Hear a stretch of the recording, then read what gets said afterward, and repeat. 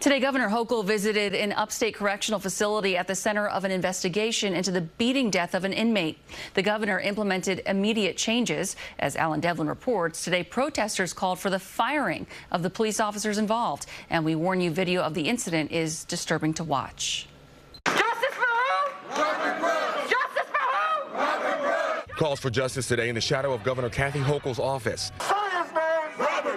Protesters marched, signs in hand, demanding action against the officer seen on body camera footage beating upstate New York inmate Robert Brooks. Seeing a black brother like that, being beat like that, being lynched, that is disturbing. The video released Friday of the brutal December 9th beating from inside the Marcy Correctional Facility shows officers repeatedly punching, kicking, and dragging handcuffed 43-year-old inmate Robert Brooks. Brooks died a day later. From what we're seeing in the body camera footage right now, that certainly seems like an excessive use of force, and there's not an obvious justification based on Mr. Brooks's behavior, the fact that he was restrained, etc. The series of 8 videos released to the public playing a pivotal part in the launching of an investigation by the New York Attorney General's office and calls from Governor Hochul for all 13 officers and a nurse connected to the beating to be terminated.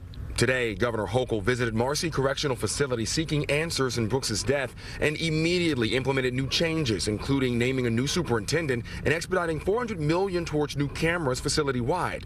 Today, as I stood in the room where Robert Brooks was killed, I was once again heartbroken by this unnecessary loss of life and further sickened to think of the actions of depraved individuals with no regard for human life, said Governor Hochul in a statement. CBS News New York has learned 3 of the 13 guards implicated in the savage beating of Robert Brooks have been accused in lawsuits of earlier attacks in New York prisons. 14 Marcy staff members have currently been suspended without pay pending the investigation. There have been no formal charges brought against the officers yet. In Manhattan, Devlin, CBS News, New York.